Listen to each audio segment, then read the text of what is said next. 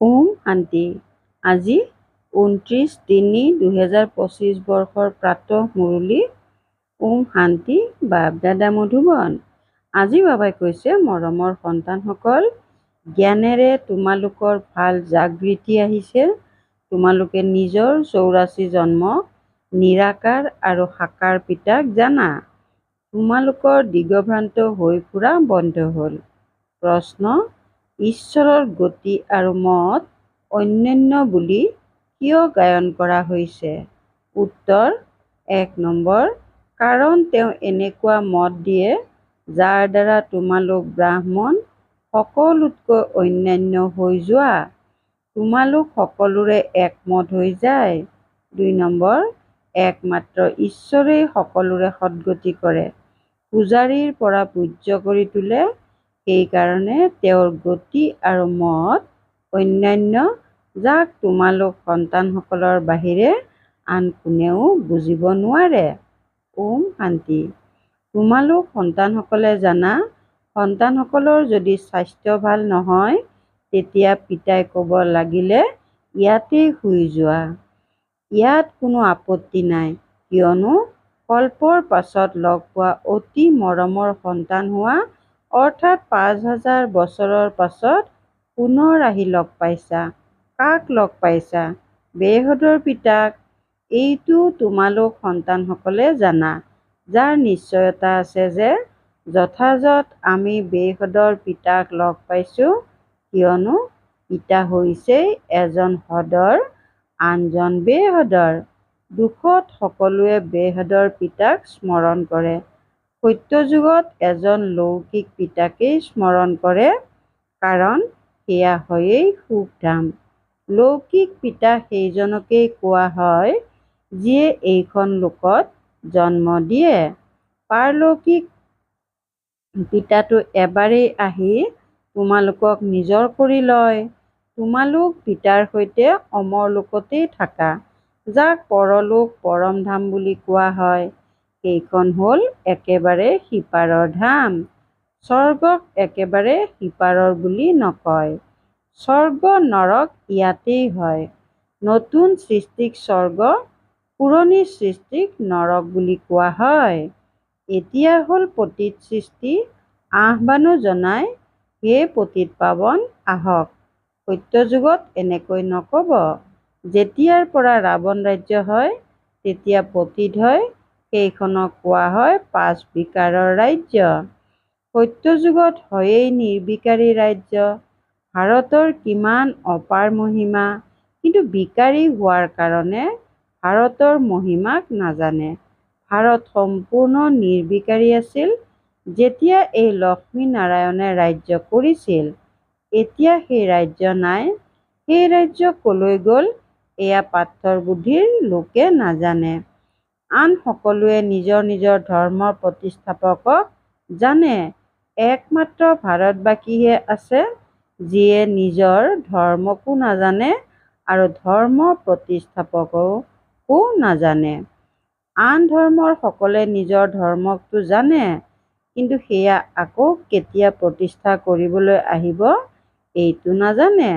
শিখ লোকসকলেও এইটো নাজানে যে আমাৰ শিখ ধৰ্ম আগতে নাছিল।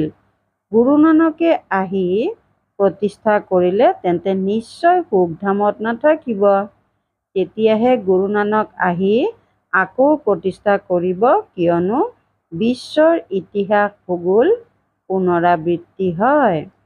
খ্ৰীষ্টিয়ান ধৰ্মও নাছিল, আকৌ প্ৰতিষ্ঠা হ'ল। প্ৰথমে নতুন সৃষ্টি আছিল, এক ধৰ্ম আছিল, মাত্ৰ তোমালোক ভাৰতবাসীহে আছিলা।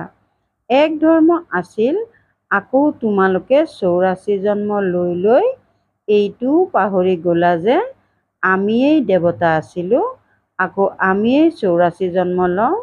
সেইবাবে পিতাই কয়, তোমালোকে নিজৰ জন্মক নাজানা। মই শুনাওঁ।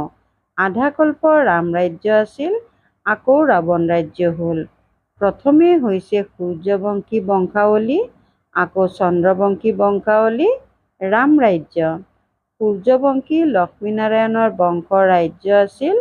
যিসকল লক্ষ্মীনাৰায়ণৰ বংশৰ আছিল, সেইসকলে 84 জন্ম লৈ এতিয়া ৰাৱণৰ বংশ হ'ল। আগতে পুণ্য আত্মাৰ বংশৰ আছিল, এতিয়া পাপ আত্মাৰ বংশৰ হ'ল। 84 জন্ম লৈছে, তেওঁলোকেতো 84 লাখ বুলি কৈ দিয়ে। এতিয়া 84 লাখৰ বিচাৰ কোনে কৰিব? সেইকাৰণে কাৰো বিচাৰ নচলেই। এতিয়া তোমালোকক পিতাই বুজাইছে, তোমালোকে পিতাৰ আগত বহি আছা। নিৰাকাৰ পিতা আৰু সাকাৰ পিতা দুয়োজনেই ভাৰতত প্ৰসিদ্ধ, গায়নো কৰে, কিন্তু পিতাক নাজানে। অজ্ঞান নিদ্ৰাত শুই আছে, জ্ঞানেৰে জাগৃতি আহে। পোহৰত মনুষ্যই কেতিয়াও খুন্দা নাখায়, আন্ধাৰত খুন্দা খায়, অন্ধকাৰত খুন্দা খাই থাকে। ভাৰতবাসী পূজ্য আছিল, এতিয়া পূজাৰী। লক্ষ্মী নাৰায়ণ পূজ্য নাছিল জানো? এওঁলোকে কাক পূজা কৰিব? নিজৰ চিত্ৰ তৈয়াৰ কৰি নিজৰ পূজাটো নকৰিব? এইটো হ'ব নোৱাৰে। তোমালোক সন্তানসকলে জানা, আমিয়েই পূজ্য, আকৌ আমিয়েই কেনেকৈ পূজাৰী হওঁ? এই কথাবোৰ আন কোনেও বুজিব নোৱাৰে, পিতাইহে বুজায়। সেইকাৰণে কোৱাও হয় যে ঈশ্বৰৰ গতি আৰু মত অন্যান্য। এতিয়া তোমালোক সন্তানসকলে জানা, বাবাই আমাৰ গতি আৰু মত গোটেই জগতৰ পৰা অন্যান্য কৰি দিছে। গোটেই জগতত অনেক মত মতান্তৰ আছে, ইয়াত তোমালোক ব্ৰাহ্মণসকলৰ হৈছে একমত। ঈশ্বৰৰ মত আৰু গতি। গতি অৰ্থাৎ সদ্গতি। সদ্গতি দাতা এজনেই পিতা। গায়নো কৰে যে সকলোৰে সদ্গতি দাতা ৰাম, কিন্তু বুজি নাপায় যে ৰাম বুলি কাক কোৱা হয়। এনেকৈ ক'ব যে যিফালেই চাওঁ কেৱল ৰামেই ৰাম বিৰাজমান, ইয়াকেই কোৱা হয় অজ্ঞান অন্ধকাৰ। অন্ধকাৰত হৈছে দুখ, পোহৰত হৈছে সুখ। অন্ধকাৰতে মিনতি কৰে নহয়। প্ৰাৰ্থনা কৰা মানে পিতাক আহ্বান জনোৱা। ভিক্ষা নিবিচাৰে জানো? দেৱতাসকলৰ মন্দিৰত গৈ ভিক্ষা কৰা নহ'ল জানো? সত্যযুগত ভিক্ষা বিচৰাৰ প্ৰয়োজন নাই, ভিক্ষাৰীক কঙাল বুলি কোৱা হয়। সত্যযুগত তোমালোক কিমান চহকী আছিলা, তেওঁলোকক চহকী বুলি কোৱা হয়। ভাৰত এতিয়া কঙাল, এয়াও কোনেও বুজি নাপায়। কল্পৰ আয়ুস ওলট পালট কৰি লিখি দিয়াৰ কাৰণে মনুষ্যৰ মগজেই ঘূৰি গ'ল। পিতাই অতি মৰমেৰে বহি বুজায়। কল্প পূৰ্বেও সন্তানসকলক বুজাইছিল, মোক পতিত পাৱন পিতাক স্মৰণ কৰিলে তোমালোক পাৱন হৈ যাবা। কেনেকৈ পতিত হৈ গ'লা? বিকাৰৰ খাদ অৰ্থাৎ লেপ পৰি গৈছে। সকলো মনুষ্যকে মামৰে ধৰিলে। এতিয়া সেই মামৰ কেনেকৈ আঁতৰিব? মোক স্মৰণ কৰা, দেহ অভিমান এৰি আত্ম অভিমানী হোৱা। নিজক আত্মা বুলি বুজা। প্ৰথমে তোমালোক আত্মা, তাৰ পাছত শৰীৰ ধাৰণ কৰা। আত্মাটো অমৰ, শৰীৰৰ মৃত্যু হয়। সত্যযুগক কোৱা হয় অমৰ লোক, কলিযুগক কোৱা হয় মৃত্যু লোক। জগতত এইটো কোনেও নাজানে যে অমৰলোক আছিল, আকৌ মৃত্যুলোক কেনেকৈ হ'ল। অমৰলোক অৰ্থাৎ অকাল মৃত্যু নহয়, তাত আয়ুসো দীঘলীয়া হয়, সেইখন হয়েই পবিত্ৰ সৃষ্টি। তোমালোক হৈছা ৰাজ ঋষি, ঋষি পবিত্ৰক কোৱা হয়। তোমালোকক পবিত্ৰ কোনে কৰি তুলিলে? তেওঁলোকক শংকৰাচাৰ্যই ঋষি কৰি তোলে, তোমালোকক শিৱাচাৰ্যই পবিত্ৰ কৰি আছে। এওঁ কাকো পঢ়ি অহা নাই, এওঁ একো পঢ়ি অহা নাই, এওঁৰ দ্বাৰা তোমালোকক শিৱ বাবা আহি পঢ়ায়। শংকৰাচাৰ্যইতো গৰ্ভৰ পৰা জন্ম ল'লে, ওপৰৰ পৰা অৱতৰিততো হোৱা নাই। পিতাতো তেওঁৰ শৰীৰত প্ৰৱেশ কৰে, আহে আৰু যায়। মালিক হয়, যাৰ শৰীৰতে বিচাৰে তেওঁৰ শৰীৰতে আহি যাব পাৰে। পিতাই বুজাইছে, কাৰোবাৰ কল্যাণৰ কাৰণে মই প্ৰৱেশ কৰি লওঁ। পতিত শৰীৰতে আহোঁ নহয়। বহুতৰে কল্যাণ কৰোঁ। সন্তানসকলক বুজোৱা হৈছে মায়াও কম নহয়।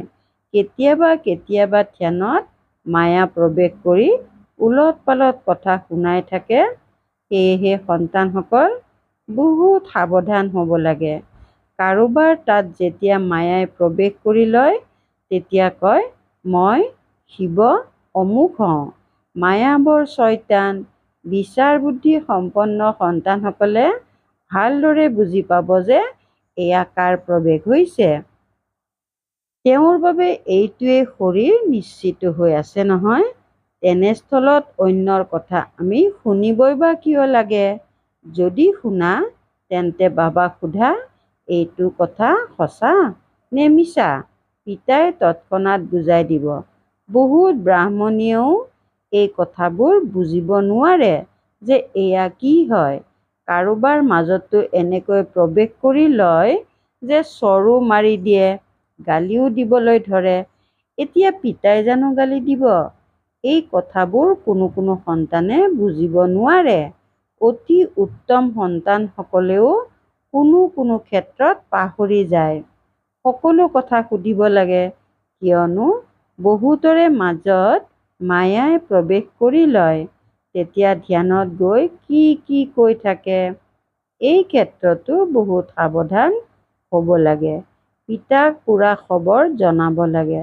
অমুকৰ শৰীৰত মামা আহে, অমুকৰ শৰীৰত বাবা আহে। এই সকলো কথা এৰি দিয়া।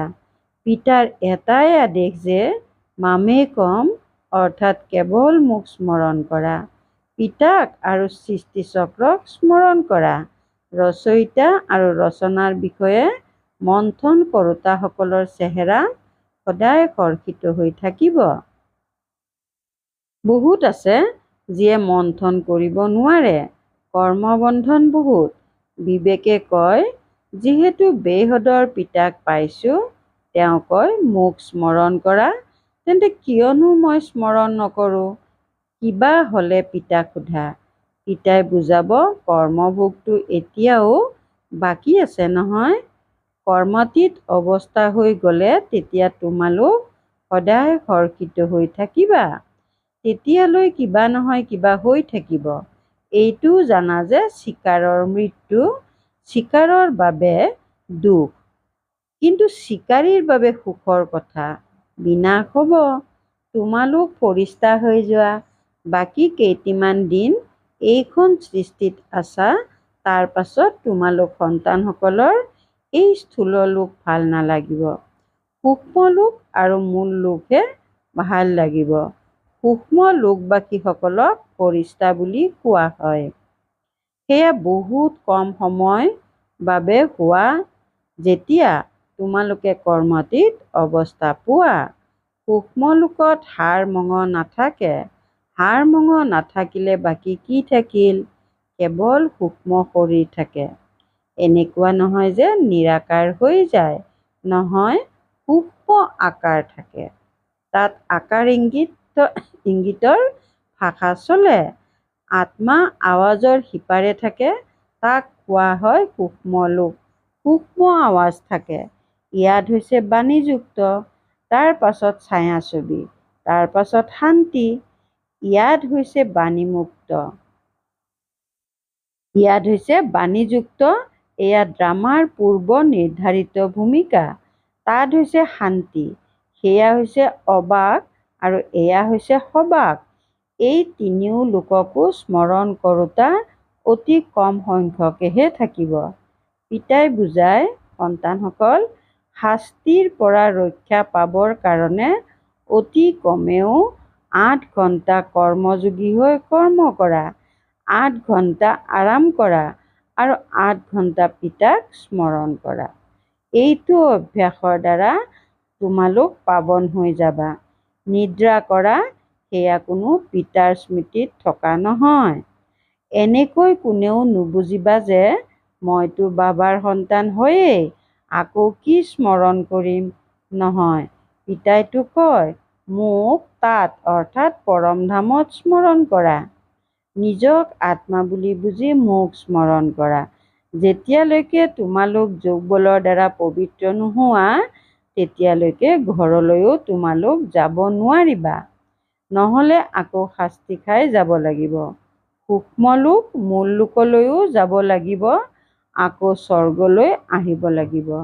বাবাই বুজাইছে, আগলৈ বাতৰি কাকততো প্ৰকাশ পাব। এতিয়াতো বহুত সময় আছে। ইমান বৃহৎ ৰাজধানী স্থাপনা হয়। দক্ষিণ, উত্তৰ, পূব, পশ্চিম, কিমান বিশাল ভাৰত। এতিয়া বাতৰি কাকতৰ দ্বাৰাই আৱাজ ওলাব। পিতাই কয়, মোক স্মৰণ কৰিলে তোমালোকৰ পাপ খণ্ডন হৈ যাব। আহ্বানো জনাই, হে পতিত পাৱন মুক্তিদাতা, আমাক দুখৰ পৰা মুক্ত কৰক। সন্তানসকলে জানে যে ড্ৰামাৰ পৰিকল্পনা অনুসৰি বিনাশো হ'বই। এই যুদ্ধৰ পাছত আকৌ শান্তিয়েই শান্তি হ'ব, সুখধাম হৈ যাব, গোটেই তল ওপৰ হৈ যাব। সত্য যুগত এটাই ধৰ্ম থাকে, কলি যুগত হৈছে অনেক ধৰ্ম। এয়াতো যিকোনো লোকে বুজিব পাৰে। সৰ্বপ্ৰথমে আদি সনাতন দেৱী দেৱতা ধৰ্ম আছিল। যেতিয়া সূৰ্যবংশী আছিল তেতিয়া চন্দ্ৰবংশী নাছিল। পাছত চন্দ্ৰবংশী হয়। পাছলৈ এই দেৱী দেৱতা ধৰ্ম প্ৰায় লোপ হৈ যায়। তাৰ পাছত আকৌ অন্য ধৰ্মাৱলম্বী লোকসকল আহে। সেয়াও যেতিয়ালৈকে তেওঁলোকৰ সংখ্যা বৃদ্ধি নহয় তেতিয়ালৈকেতো গমেই নাপায়। এতিয়া তোমালোক সন্তানসকলে সৃষ্টিৰ আদি মধ্য অন্তক জানা। তোমালোকক সুধিব যে চিৰিত কেৱল ভাৰতবাসীক কিয় দেখুওৱা হৈছে, তেতিয়া ক'বা, এই খেলখন ভাৰতৰ ওপৰতেই আধাৰিত। আধা কল্প হৈছে তেওঁলোকৰ ভূমিকা। বাকী দাপৰ কলিযুগত অন্য সকলো ধৰ্ম আহে। গোলকৰ অৰ্থাৎ সৃষ্টি চক্ৰৰ চিত্ৰত এই গোটেই জ্ঞান আছে। গোলকৰ চিত্ৰ অতি উত্তম। সত্যযুগ ত্ৰেতাত হৈছে শ্ৰেষ্টাচাৰী সৃষ্টি, দাপৰ কলিযুগত হৈছে ভ্ৰষ্টাচাৰী সৃষ্টি। এতিয়া তোমালোক সংগমত আছা, এয়া হৈছে জ্ঞানৰ কথা। এই চাৰিটা যুগৰ চক্ৰ কেনেকৈ ঘূৰে এয়া কোনেও নাজানে। সত্য যুগত এই লক্ষ্মীনাৰায়ণৰ ৰাজ্য হয়। এওঁলোকেও জানো এইটো জানে যে সত্য যুগৰ পাছত ত্ৰেতা আহিব, ত্ৰেতাৰ পিছত পুনৰ দাপৰ কলিযুগ আহিব। এয়াতো মনুষ্যই একোৱেই নাজানে। যদিও কয়, কিন্তু চক্ৰ কেনেকৈ ঘূৰে এয়া কোনেও নাজানে। সেইকাৰণে বাবাই বুজাইছে, গীতাৰ ওপৰত গোটেই জোৰ দিয়া। সত্য গীতা শুনিলে স্বৰ্গবাসী হয়। ইয়াত শিৱ বাবাই নিজেই শুনায়, তাত মনুষ্যই পঢ়ে। গীতাও সকলোতকৈ প্ৰথমে তোমালোকে পঢ়া। ভক্তিলৈও প্ৰথমে তোমালোক যোৱা। শিৱৰ পূজাৰী প্ৰথমতে তোমালোকে হোৱা।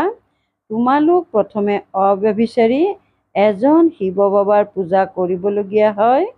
সোমনাথ মন্দিৰ নিৰ্মাণ কৰাৰ শক্তি আন কাৰোবাৰ আছে জানো? ফলকত অনেক প্ৰকাৰৰ কথা লিখিব পাৰি। এইবুলিও লিখিব পাৰি যে ভাৰতবাসী সত্য গীতা শুনি সত্যখণ্ডৰ মালিক হৈ যায়। এতিয়া তোমালোক সন্তানসকলে জানা যে আমি সত্য গীতা শুনি স্বৰ্গবাসী হৈ আছো। যি সময়ত তোমালোকে বুজোৱা তেতিয়া কয়, হয় যথাৰ্থ কথা বাহিৰলৈ গ'ল আৰু শেষ, তাৰ কথা তাতেই থাকিল। ভাল বাৰু। অতি মৰমৰ কল্পৰ পাছত পুনৰাই মিলিত হোৱা সন্তানসকলৰ প্ৰতি মাতা পিতা বাপ দাদাৰ স্নেহপূৰ্ণ স্মৰণ আৰু সুপ্ৰভাত। আত্মিক পিতাৰ আত্মিক সন্তানসকলৰ প্ৰতি নমস্কাৰ। ধাৰণাৰ বাবে মুখ্য সাৰ ১ নম্বৰ, ৰচয়িতা আৰু ৰচনাৰ জ্ঞান সুঁৱৰি সদায় হৰ্ষিত হৈ থাকিব লাগে। স্মৃতিৰ যাত্ৰাৰে নিজৰ পুৰণা সকলো কৰ্মবন্ধন সমাপ্ত কৰি কৰ্মতীত অৱস্থাত গঢ়ি তুলিব লাগে। ২ নম্বৰ, ধ্যান সাক্ষাৎকাৰত মায়াৰ প্ৰৱেশ হয়। সেইকাৰণে সাৱধান হ'ব লাগে। পিতাক খা খবৰ জনাই ৰায় ল'ব লাগে। কোনো ভুল কৰিব নালাগে। বৰদান, নিজৰ শুভ ভাৱনাৰ দ্বাৰা নিৰ্বল আত্মাসকলক শক্তি দিওঁতা, সদায় শক্তিস্বৰূপ হোৱা। নিজৰ শুভ ভাৱনাৰ দ্বাৰা নিৰ্বল আত্মাসকলক শক্তি দিওঁতা সদায় শক্তিস্বৰূপ হোৱা। সেৱাধাৰী সন্তানসকলৰ বিশেষ সেৱা হৈছে নিজে শক্তিস্বৰূপ হৈ থকা আৰু সকলোকে শক্তিস্বৰূপ কৰি তোলা, অৰ্থাৎ নিৰ্বল আত্মাসকলক শক্তি দিয়া। ইয়াৰ বাবে সদায় শুভ ভাৱনা আৰু শ্ৰেষ্ঠ কামনা স্বৰূপ হোৱা। শুভ ভাৱনাৰ অৰ্থ এইটো নহয় যে কাৰোবাৰ প্ৰতি ভাৱনা ৰাখি ৰাখি তেওঁৰ প্ৰতি আৱেগিক হৈ যাবা। এইটো ভুল নকৰিবা। শুভ ভাৱনাও বেহদৰ হওক। এজনৰ প্ৰতি বিশেষ ভাৱনাও ক্ষতিকাৰক। সেয়েহে বেহদত থাকি নিৰ্বল আত্মাসকলক নিজৰ প্ৰাপ্ত হোৱা শক্তিসমূহৰ আধাৰত শক্তিস্বৰূপ কৰি তোলা। শ্লোগান: অলংকাৰ ব্ৰাহ্মণ জীৱনৰ শোভা, সেয়েহে অলংকাৰী হোৱা, দেহ অহংকাৰী নহয়। অলংকাৰ ব্ৰাহ্মণ জীৱনৰ শোভা, সেয়েহে অলংকাৰী নহয়, অলংকাৰী হোৱা, দেহ অহংকাৰী নহয়। ওম শান্তি। সত্যতা আৰু সভ্যতাৰূপী সংস্কৃতি ধাৰণ কৰিবলৈ আজিৰ অব্যক্ত সংকেত। অনেক সন্তানে কয়, এনেয়ে ক্ৰোধ নাহে, কিন্তু কোনোবাই মিছা কথা ক'লে ক্ৰোধ আহি যায়। তেওঁ মিছা কথা ক'লে তোমালোকে ক্ৰোধেৰে ক'লা, তেন্তে দুয়োৰে মাজত শুদ্ধ কোন? বহুতে চাতুৰিয়ে কয় যে মই ক্ৰোধ নকৰোঁ, মোৰ মাতটোৱেই উচ্চ স্তৰৰ, মাতটোৱেই এনেকুৱা তীব্ৰ। কিন্তু যেনে স্থলত বিজ্ঞানৰ সাধনবোৰেৰে আৱাজ কম বেছি কৰিব পাৰে, তেন্তে শান্তিৰ শক্তিৰে নিজৰ আৱাজৰ গতি ধীৰ বা তীব্ৰ কৰিব নোৱাৰেনে? ওম শান্তি।